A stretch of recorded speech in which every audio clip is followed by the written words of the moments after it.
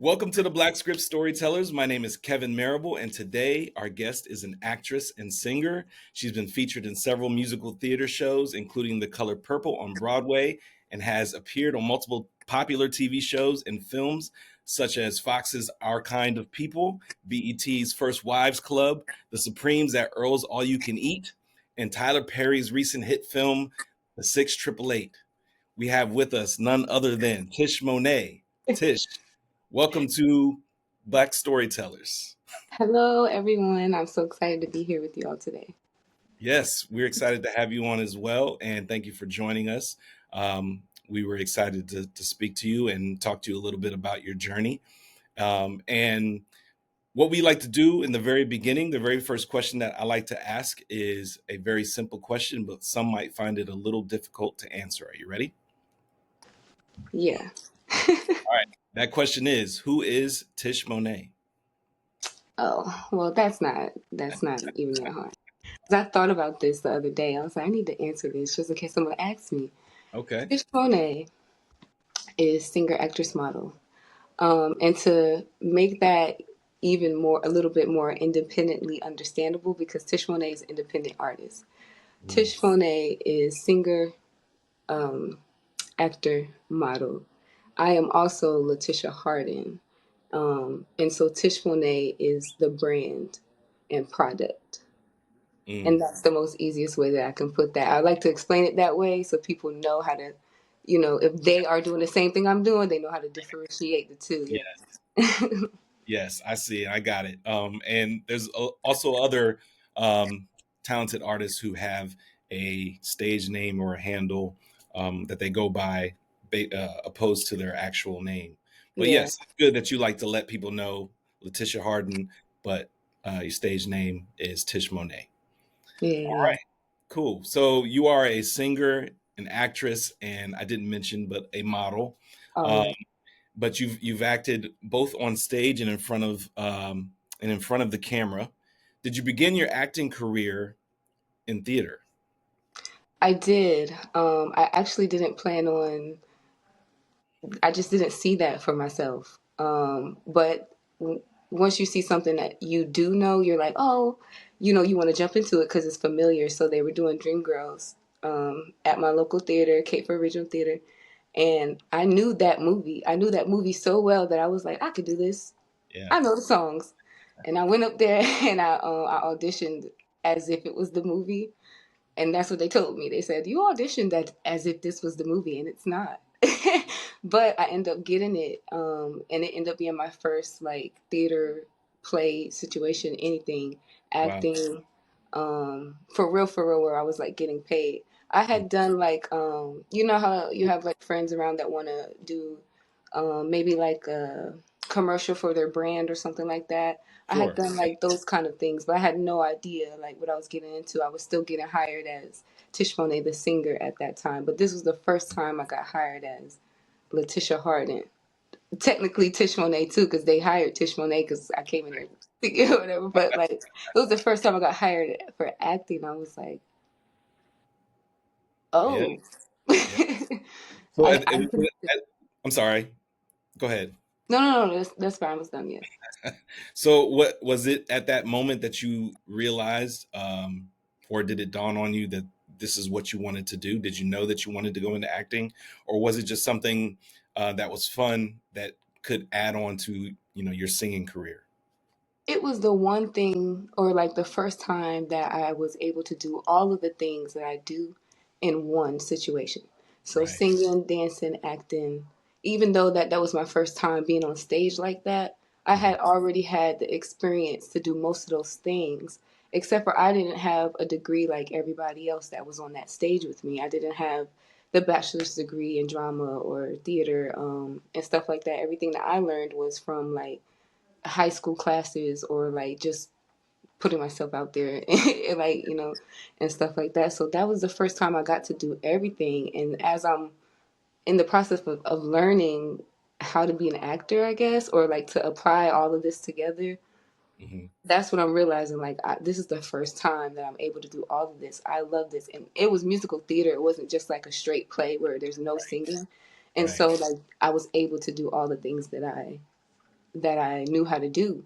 And I was like, dang, even though there was times where I felt, here compared to people that had a degree, Hmm. because I had had that experience, I was still here. And Right. so I was like, dang, like, okay, it's a place for me. Right. Yeah. And you had that natural ability already, and you also had the plus of being able to sing and dance too. So you're coming straight out the gate already having those things in place, and really it was just a matter of you locking in the acting ability. I tell you what, this was the first time I had to apply that fake it till you make it. Like, fake it till you make it. Because I had not known, like, I had learned how to read music a time ago, but I had never had to use it in my life or whatever, except for this time. And I was like, you sit in class and you're like, dang, when am I ever going to use this? Like, you know Right. what I mean? Like, and here I am in theater, didn't ever go to theater class or anything like that, about to get just up here and have to, you know, regroup that or whatever and apply it to what I got going on right now. So I was in there, not acting, I was acting and acting, you know what I'm saying? I got you. Yeah, yeah. You were acting twice because you were faking it till you make it, but then you were also acting for your part in your I role. was yes, I was learning and acting at the same time. Like Yeah, it was something, and it became addictive. I just went and auditioned for the next one as if I had been doing it for, what I'm saying. I didn't have nothing on my resume like that, so I had to but keep. that's all right. I mean, you came in with the mindset that you were going to, at least attempt to land this role, regardless of what your background or any your resume looked like, and what you've done in your past. You had kind of already set in your mind that this is what you wanted to do, or at least to go in and attempt to book the role. But I'm glad that you mentioned that it allowed you to be able to act, sing, and dance. And the reason why I say that is, from there you moved on to multiple other stage plays, such as Memphis the Musical, the Buddy Holly Story, The Color Purple, a Broadway revival, Sister Act, a Divine Musical, and all of That those. one was tough. That Yeah, one was. all of those allow you to utilize your acting and your singing ability, combined. So, is that something that you want to also continue doing? And do you have any more stage plays or musicals coming up? Absolutely. Like I said, I got addicted to the after doing it the first time, and I knew Dreamgirls from the movie, right? But as I start getting into like stuff like Memphis and Music City and stuff like that, it was unfamiliar music, so I had to like, like lock in and stuff like that. But Right. I started looking at it as like free education, Yes. and um just like everyone that I got into, I would learn how to read music a little bit more, so that I ended up, on the same level or not behind, what I'm saying? So nobody would know that I couldn't really, like, really read it like that. Right. Or singing all day, projecting your voice in this, like being in rehearsals from 2 to 10. You're Mhm. learning how to project. You're learning how to sing on stage. You're learning how to do different things with your voice or whatever. So I'm getting free vocal classes. You know what I'm saying? Like, so I've learned how to look at it like that. And it made me just want to do more and more. And then because I was around people that was doing it longer than me on more professional levels, I was learning things and at different avenues from them. Like, okay, we're about to we're auditioning for Broadway, Mhm. or we want to go on national tours, or Mhm. what I'm saying, they're getting to the real money or whatever, into like that or Yeah. whatever. While I'm learning how to, get the basics or whatever, and then I'm watching them take this basics and go apply it and make the real money. So I'm like, yeah, you know what I mean? Like, yeah. So You're it soaking it became. all in. Yeah. You were learning as you were going, and you're picking up the experience, and visually, and also going through the motion.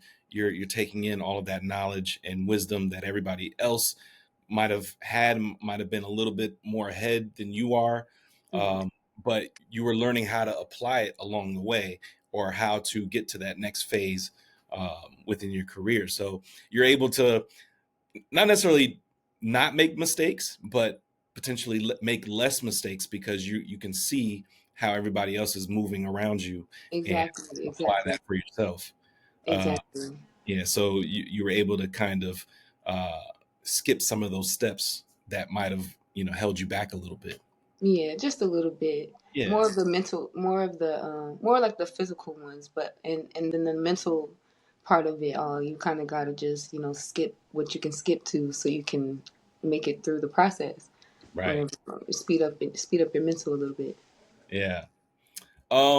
Now, on top of you doing theater, you've also been in several TV shows and films, such as Our Kind of People on Fox, First Wives Club, A Nashville Legacy, which is on Hallmark, I believe, Cinnamon, Moving, yes. Oh yeah, shit. Zoe 102, The Color Purple, Ava DuVernay's Origin. You did your research, damn. Okay, you did your research, damn. But not only that, you've done recently The Supremes at Earl's All You Can Eat and Tyler Perry's The 688, which I love that film. I think that's Tyler Perry's best work, and it was amazing to watch a piece of history that I did not know about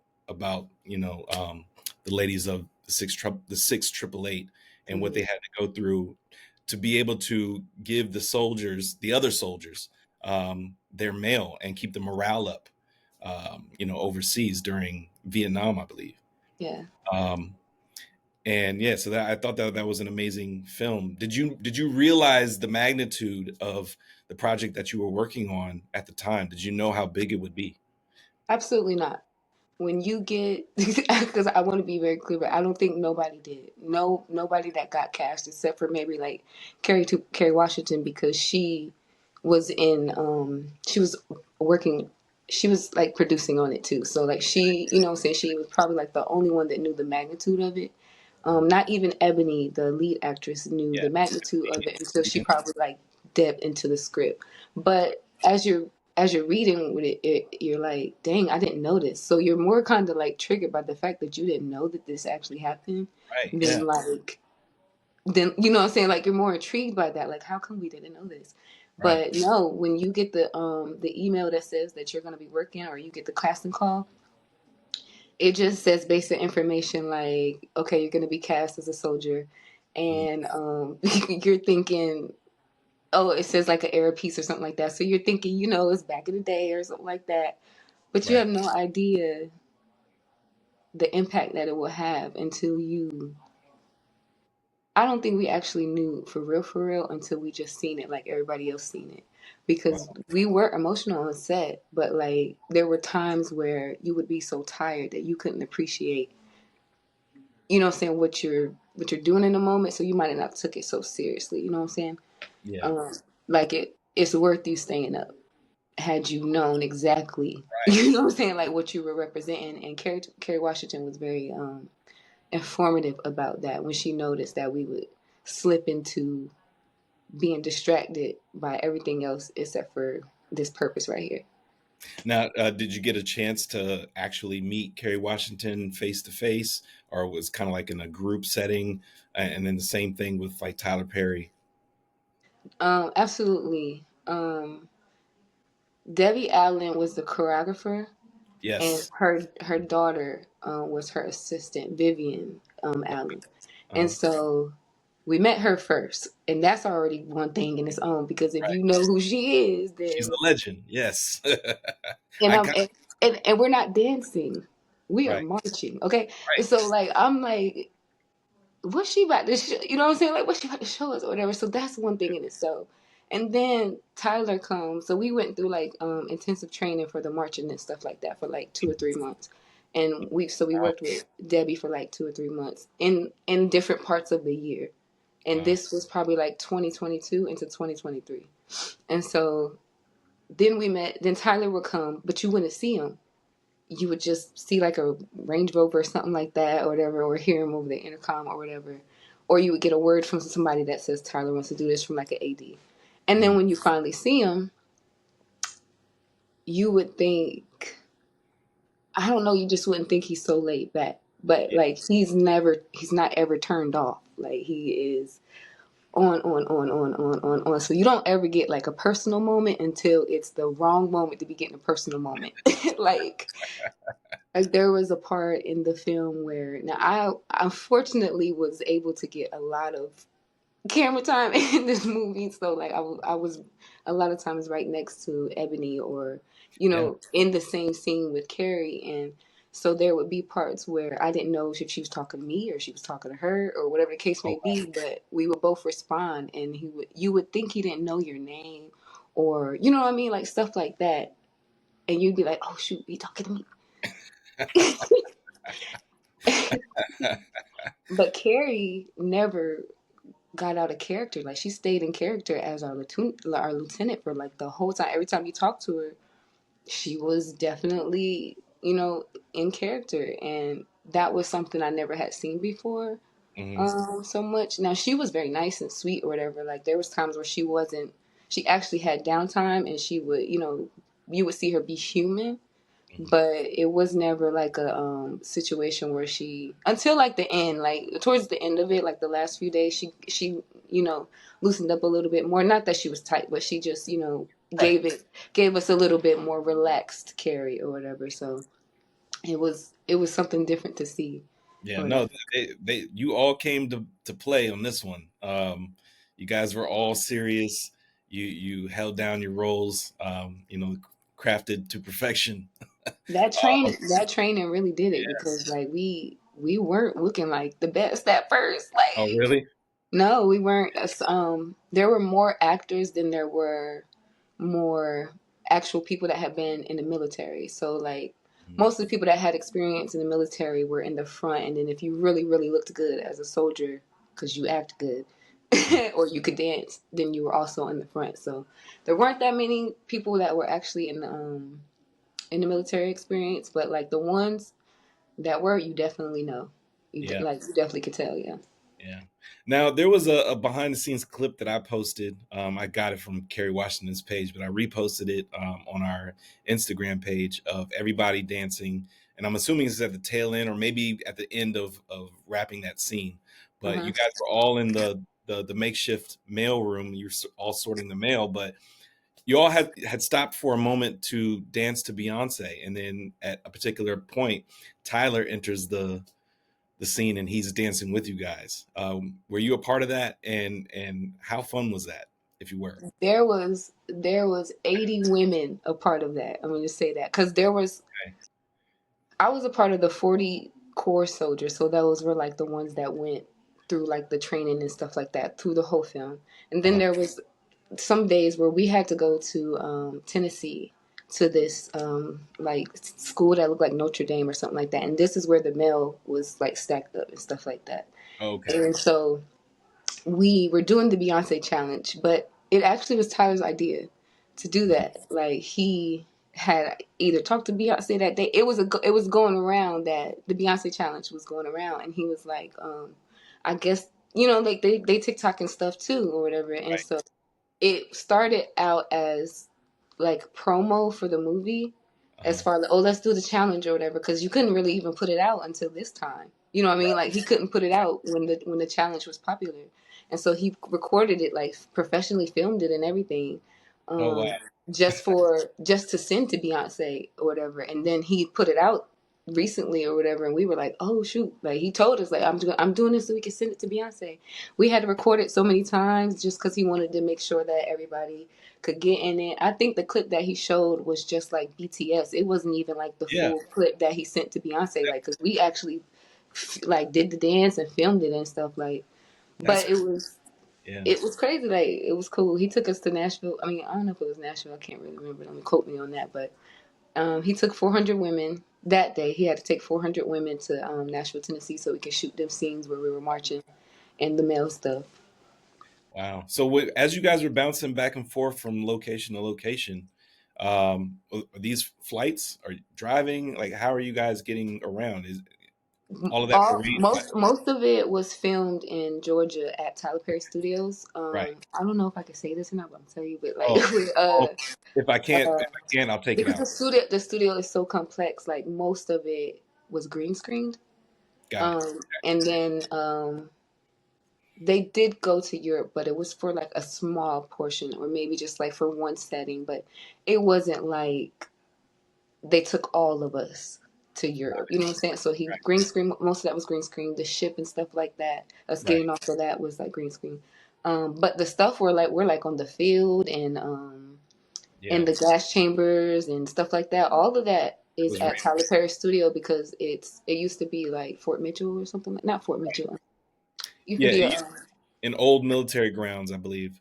yeah. So all of that was the actual not from 6888, but like that was all there here in Georgia. And then for the mail stuff, we had to go to that school that was in Tennessee, and we took charter buses. He had I don't know how many it was, right? But I know for sure it was 400 of us because, and this was like Yeah. we probably went like for like 2 weeks. Like we Wow. would go, he would bring us back. We would stay there, bring us back. But we would be getting up at like 4 a.m. or, getting back at 4 p.m. or, what I'm saying? Like we would be there for like 10, 12 hours, a long time. But, like us 400 women getting through the Tyler Perry gate or, Yeah. what I'm saying? Like standing in line and getting costumes and stuff like that. Like you got to think of how to maneuver through this so that you're not just idling all your time and thinking, oh, we here forever. Yeah. Like, yeah. Hmm. Yeah. It's pretty cool. Now, and I know we've talked a bit about the 6888, but do you have any other memorable experiences on some of the other films or projects that you've been on, like um, The Supremes at Earl's All You Can Eat, or maybe, what was the other one? Cinnamon or First Wives Club? Any of those experiences you care to talk about? By the time, let me say this, by the time I had got to that Tyler Perry movie, right, that was the last thing I filmed that was like featured background work, right? That was the last thing for those 2 years I had either done like featured background or like just whatever, right? But that Hmm. was the last time I had did that. So everything I had done up until then, every time Okay. I got hired to do something new, Uh-huh. I used that fake it till you make it situation Got it. Yeah. because Yeah. because I didn't know what I was going to be doing for real on set because just like that day when I signed up to do Dreamgirls at the theater, Hmm. I had never done most of these things that I done and that I got hired to do, like standing in for Jill Scott. I Yeah. didn't know what that meant, and I don't look like her, so why am I getting hired to do this? You know what I mean? Like, Right. or standing in for Hallie Kilgore on Mm. Cinnamon and having to do her stunts, and I'm like, Right. I don't even do stunts. Like, I'm just now trying to, you know what I'm saying? Like, so like, it just was really crazy and really interesting how God was operating that because I would have to show up in my head not knowing that I'm not qualified or you know what I'm saying. I'm not. I don't even know what that word means or whatever. But for somehow like I was able to make it through the day and Right. still be Well, impressive. I mean, the fact that you even made it through and made it through the recording process all the way through rapping and everything like that, it still goes to show that even if you didn't know what you were doing, you handled it professionally. You listened to instruction, you followed direction, and all of that good stuff, and you made it happen. So you actually are standing in an interesting point of view from somebody who's quote unquote faking it until they make it, and maybe might feel like I don't necessarily belong here, but it's so cool that I'm here and I'm actually doing this. But I'm sure there's a lot of actors, especially on their rise, to stardom and to fame, that go through this same process, but it's just not talked about as much. Oftentimes we might hear about their earlier works, but only from the standpoint of, yes, I did X, Y, and Z, but while I was on set, nobody knew that I didn't know what I was doing, so it is a little interesting to hear it from that standpoint, because I'm sure there's other actors that can relate, and maybe they just stay quiet about it. But I think it's authentic and real that you are open to even mentioning it, because there are other actors that I'm sure potentially do go through that. Yeah. Man, it's first of all it's humbling, but like you kind of I just want people to know that like I'm just taking a risk. I'm taking a risk in, on myself. Like I'm betting on myself every time. Like, Right. and when you do that, you don't get confirmation. You get Right. the confirmation from like inside the experiment or like experience or like what the opportunity. That's when you get the confirmation, and then you're like, you think that you don't know how to do something, but like you already done did it. You got hired to do the job, like Yeah. you know what I mean. Like so, it's not faking it till you make it for real, but to ignore that part of your journey or to not share those kind of parts is like that's how people get afraid like and or misled like by thinking that And it it's a part of the blessing, really, yeah because God allowed for it to happen, and He wouldn't have put you in these positions if He didn't, if it wasn't destined for you to be there. right. So we may view it as fake it till you make it, but it could also be preordained, and you were just following the path, following your heart. I was just following, that's it. Yeah. Yeah, following destiny. That's it. Um, Now let's talk a little bit about the audition process through all of these projects. Were they mostly like self tape, or were they audition in person? How did you book these roles?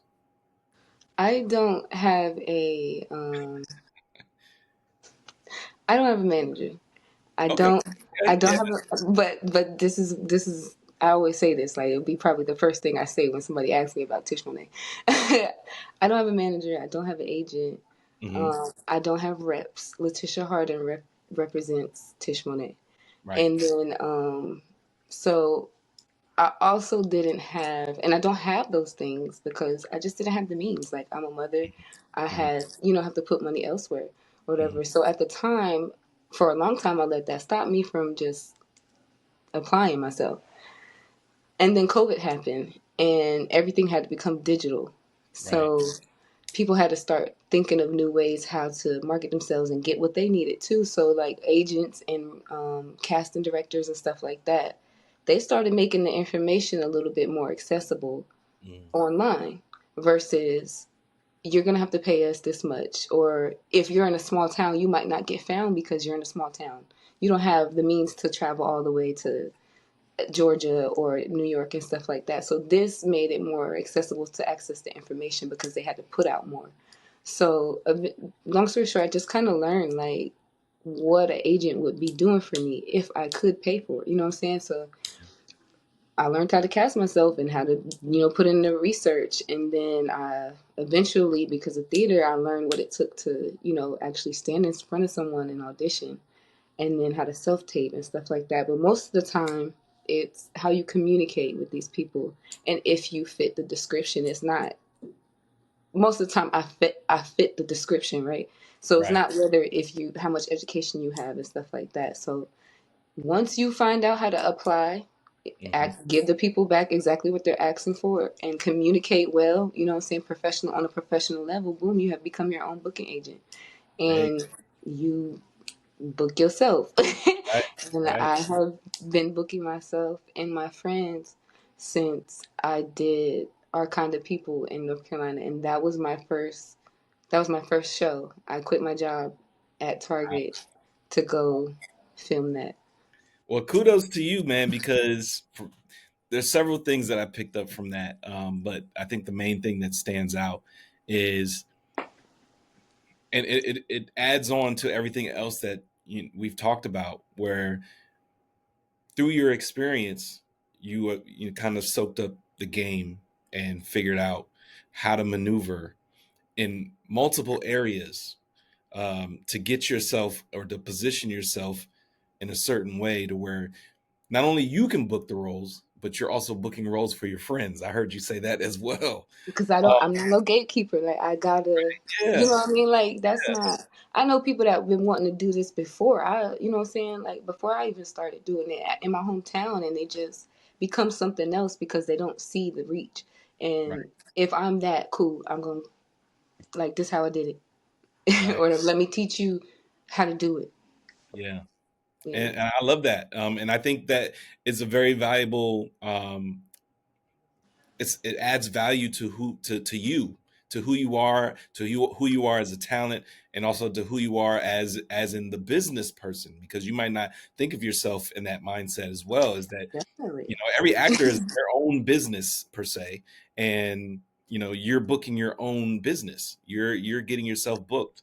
You're getting yourself in front of these auditions and making it happen. So It's at the this, complete definition of independent artist. Like yes, yeah, Tishmone is an independent artist. Like all of the things right now in an industry, that's the best thing to be. But it just so happens that the people that are mainstream have to learn how to be independent, and the people yes, that were wanting to be mainstream have learned how to be independent this whole time trying to get to mainstream.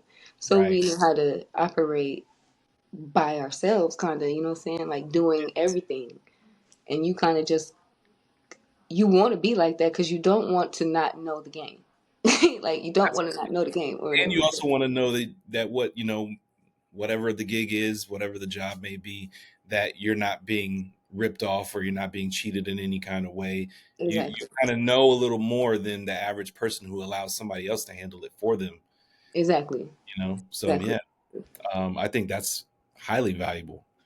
Um, I'm not gonna say that it's easier either. Like I don't want to make that seem like, right? oh, No, you know what I'm yeah, saying, because it is not. Like, but like it is worth doing the homework and the putting the work in for yeah, just absolutely. by learning how to become your own manager or your own agent, or just picking up how to look for different research for yourself and stuff.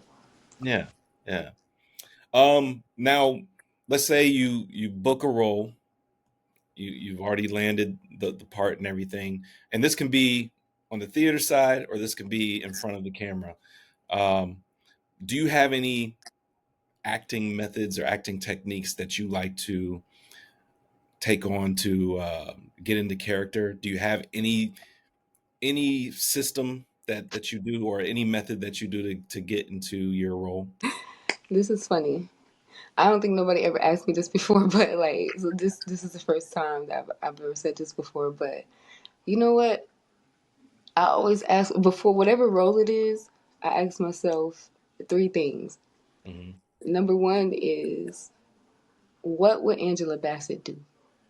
Like, Okay. how can she how would you see her doing this, right? 'Cause I love her, and she Mm. can just embody embody things and channel characters, and so that's acting to me. So I was like, how would she do that? How serious, how in depth do I need to get into this character? Two, can I commit to this character? Not the role, because the role is a job, but like, can you commit to this character? I was just talking to someone about this the other day. Like, you can be emotional in an emotional state or whatever, and you would think that you can go and deliver emotional lines. Hmm. But how long can you do that? Can you commit for the whole scene? Can Right. you know what I mean? Can you just do it for a little while or whatever? So I asked myself, can I commit to this emotion? Is it going to trigger me? Or, you know what I'm saying? Like, am I fully embodying what I need to? And until I do that, then I just feel like I didn't give it my all. And then three, is this jeopardizing my worth? Like, if I have to come out of character, right? You have to come out of your character to get into a character. So Right. if I have to get into a character where I feel like I'm not gonna be able to come back from it, Mm. or it is jeopardizing my integrity, or I might not want to do it because I'm a mother, Right. or just things like that. Like, you just really gotta zone in and tune in with what that role is going to consist of you, if Mhm. that makes sense. I learned that from a lot of great actors like Angela Bassett and Denzel Washington, where they used to take every role. There's a point in time where you got to do that. You take every role. Yeah. But when you get to a level where you are now having to channel these roles and deliver things like 6 888, the purpose of stuff like that, then Hmm. you want to hone in. And so, Hmm. is it gonna can I do that? Is it gonna just jeopardize my character, or is it gonna, you know, am I gonna be able to come back from it? Like, Right. so, I understand. yeah. I understand. And Not that makes methods, but questions. yeah, and that makes total sense too. I've also heard a lot of other actors saying that once they're done with the character, they have to go through this whole process of shaking off that character because it can be you know that character can latch on and you can there's other things that come along with that character. You're kind of, I don't want to say like evoking spirits or anything like that, but No, that's true. That's yeah, true. you're basically, becoming another Another person. person, like that's what I'm saying, like embodying that. Like I like to do work like that too, like of real stories and real people and stuff like that. But Mhm. doing that, even if it's just like your character is super clownish or anything like that, can you take yourself? Can you be unserious enough to be that Right. silly? Can you do that? And that's, you look at the paper and you're like, oh yeah, I can do this. But when it's time to do it, like, Can you turn it on? can you Yeah. turn it on and off? Yeah. Right. Right. Turn it on and off. Yes. Hmm. Um, okay. Uh, now, I just recently learned that you're currently uh, in training for acting and doing stunts and whatnot. Do you care to talk a little bit about that? No, those 2 years that I was just doing the filming, the TV background and stuff like that, Mhm. I picked up that there was more than just like being on front of the camera as an actor. And so some movies require stunts, and so there's stunt actors, and there's stand-ins that don't do camera work, but they are there all day talking to the celebrities doing their camera work, Right. and or like the lighting crew or the sound man and stuff like that. So there's all these jobs. Like everybody has a job, even like the person that brings the snacks is the crafty, right? It's somebody's job to bring the snacks, make sure there is snacks over there for the remainder of the, for like all of that is jobs. Hmm. And so I just was like, man, what else can I add? You know what I'm saying? Because I've never been a soldier before. I came from Fayetteville, that's the airborne military town. Like, but Yes. I didn't. I've never been a soldier before, and here I am on 6 888, like in the front, like, and so like I figured I could do all that kind of stuff, right? But it was working on Cinnamon, and I was doing Haley Kilgore's stunts, and Mhm. they put me in a trunk, and I had to like run from a car, and they at this time I didn't know that I was doing stunts. I just thought, That was acting. yeah. So I was like, Yeah. yeah, I'm doing it. This girl is on Raising Canaan. Like I'm definitely about to do this. Like so. Right. So I'm just doing all this stuff, and I'm just like, dang. And I'm working with the stunt coordinator. He was like, "Do you do stunts?" And I'm like, "This is my first time." And he's like, "Oh well, here's my card. I can't tell it's your first time." And I'm like, "Yes." Yeah. Wow. So that's what made me be like, "Okay, cool." And there's what was like the Woman King or something like that. Yeah. The Remember Woman that King. movie Yes. when With it was all the Viola. women and they were like some of those women specialize in martial arts and stuff like that. And Right. I Mhm. figure, that would be something nice to pick up. If I'm going to do this, I really want to, be skillful and believable, I look like I could probably, knock you out. But, Yeah. like, I want to know how to do it the right way, like, So I want to get the training. Mhm. Um, for stunts, and there's stuff like intimate coaching that teach you how to, like, be Be an intimate on camera, intimacy coordinator. the acting way, and there are just like things like that, like you can take classes for and stuff like that, and Sure. so Yeah. they don't take, not all of them take, like a long time or anything like that, but like you have to be in the right place to get the right training, so Okay. That's good that you are open and willing to take on those other roles, behind the camera, because, there's also, the mindset in some actors, not all, but in some actors' eyes, where they might be like, okay, well, I'm only going to work on my acting career and not focus on anything else. And then so if they have a long gap in between having this role and then having the next role, but they don't have any other, you know, uh, jobs or roles or any things that they can do behind the scenes to take on to kind of fulfill that timeline, that gap, then sometimes, that you can struggle in Hollywood, if, or not necessarily in Hollywood, but in in Hollywood, so this to speak. field, yeah, Yeah. in this field, And so I it's good to take on those roles and tasks that maybe not too many people might look at, as things as big, but right to keep really you going. they, at the end of the movie or TV show and you see the credits, Hmm.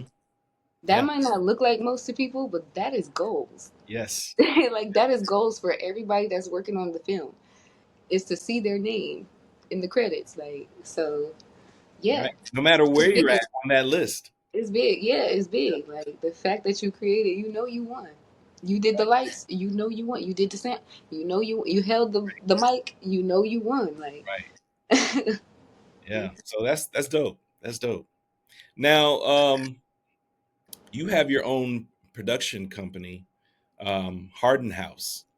Or you and your research. I don't know if you consider it a production company or like an entertainment company, but I want to give you a chance to be able to explain Harden House. I started Harden House because, as an independent artist, like I said, you have to brand yourself. You have to become a brand and a product. And Mhm. so Tishmone is my product. And so to represent her without a label or anything like that, and to be able to negotiate my goals or to just be taken on a more serious level as an artist, right? I started Harden House to as like a label, right? But not a record label. And this way, it would just be representation. So, like, let me see, like my headquarters, right? My Right. my actual headquarters. Everything that I do from now on is produced out of Harden House LLC. Got So, it. so if I did want to get signed by a label, they would have to negotiate with Harden House if they wanted to hire Tish Monet Hmm. or Letitia Harden or whatever the case may Yes. be. And at the Yes. same time, you have to be profitable as an independent artist. So Yeah. I use my income from that to produce other artists, like as an independent artist, you had to pick up everything. So I learned how to do Oh yeah. photography, audio engineering, um, graphic design, all of that. So all the things that I learned how to do for myself as an independent artist, I turned that around and flipped it into services, aka the Harden House LLC. Mhm. So Yeah. that's what that is. Yeah, Yeah, you're multifaceted, and I like the fact that you have that business mindset. I don't know if you realize how much business minded you are without even me asking the business minded questions, but you're still explaining it, from a business perspective, and the fact that you realize as an independent artist that you have to have an LLC or you have to have a company name or business name, business entity, and they hire you on through that business entity opposed to hiring you on as you know absolutely. like I've been able to do lots of things as an independent artist. That a lot of artists don't know they can do as far right. as like getting like I've been living off grants. I've Mhm. from my city. I've been like applying for fund. I can apply for funding and stuff like that to where if I wanted to open a studio, I could get funding from my studio. Boom, Harden House record label or whatever. You know what I mean? Like, but it's security, and you learn that you got to be that way by not having those kind of things or like hiring the wrong kind of people and stuff like that. But like ownership and independency is probably the best way to go right now. Yeah, absolutely, absolutely. And I mean, this is outside of the interview, but we should talk after this, for real, because some of the things that you're mentioning are things that interest me, interest Jess, and the Black Script as a whole, because we're also in the process of growing and building and all that good stuff. So yeah, I would Absolutely. love to talk to you more about some of that. Absolutely. It looks like you already have your head on straight in that direction, and you already know what to do, and I definitely don't want to make it seem like I'm perfect and I know yeah, that not I know the route, because I'm definitely, like I said at the beginning, I'm following and I'm yeah, picking up as I go and mhm, sharing what I know. yeah, absolutely, Yeah. absolutely. All Yeah. right, so I just got two more things for you. The first is I would love to know what is next for Tish Monet. What is next? So I've been filming, and I'm really a singer. Like I make music, and Yeah. I haven't had a project since like 2021, 2022. Yep. And I miss it. I miss it so much. It's like, I don't know. It's just something. It's who I really am. I feel so sad or not fully myself if I don't contribute to that too. So I've been working on music. And then there's like some people who just know me from music, and you know what I Right. mean. And so Right. I'm just like, okay, can't leave them hanging, whatever. Like so, yeah. And with that, I can now incorporate my music into film because Yeah. I picked up how to learn how to zinc licenses and stuff like that. Yes. So Sync licenses. Yep. now I could just make music from home, or whatever the case may be. But that's what's next. While I'm taking these classes and getting the training or whatever, I do want to push something out this year as far as my music, because I Mhm. feel like I owe myself that too. Yeah. Absolutely. Mhm. Absolutely. All right. And lastly, I like to give my guests the final word, whether that be a piece of advice, words of encouragement, or a quote that you like to live by. You can say all three, or you can say one of the three. It's up to you. Hmm. Well, let me start with some advice. Because 2024 was like definitely a sit down and look at what you got going on type of year, right? Okay. 2024, I didn't work on, like I said, 688 was the last background project I had did, right?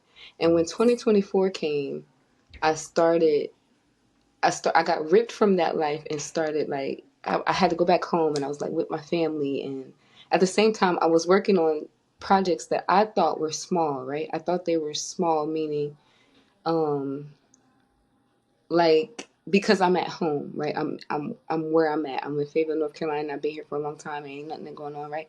And so Mhm. I'm thinking what I'm doing there, anything that I'm doing there isn't that serious. But I had done all the films or whatever, and I got snatched back home.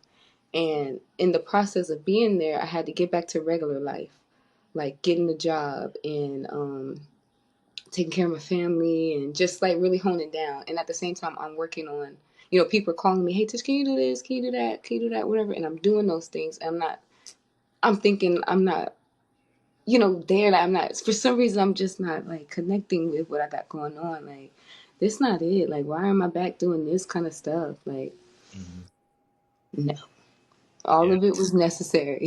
All of it was necessary because one, I needed a break. I needed a break that I didn't know that that I needed, and I have been ignoring that. So take a break. And Mhm. when you are forced to take a break, don't be mad. Secondly, I had the worst, not the worst, but I could have responded differently to times where I lost. Times where I lost, like if you lost an apartment or you lost your job, or you didn't get the role that you wanted and stuff like that. Mhm. I wish I would have responded differently, because they were all good no's. Yeah. You know what I mean? So take that no and keep going. Mhm. And then lastly, believe in yourself all the way to the E. To the, like Right. all the way to the E. Like whatever your name is, believe it to the T. Because a lot of people won't do that. A lot Mhm. of people won't believe in you even after you have planned and plotted and explained and showed them once or twice or even three times. Like, Yeah. they're not gonna believe in you until they believe in you. And if that matters to you, you'll keep going. But if you keep believing in yourself, you'll never stop. Like, so that's my Hey, advice. amen. Amen. And that's great advice too, for sure. I think you hit the nail on the head on all of it. And I really enjoyed this conversation that we had. Um, you are well on your way.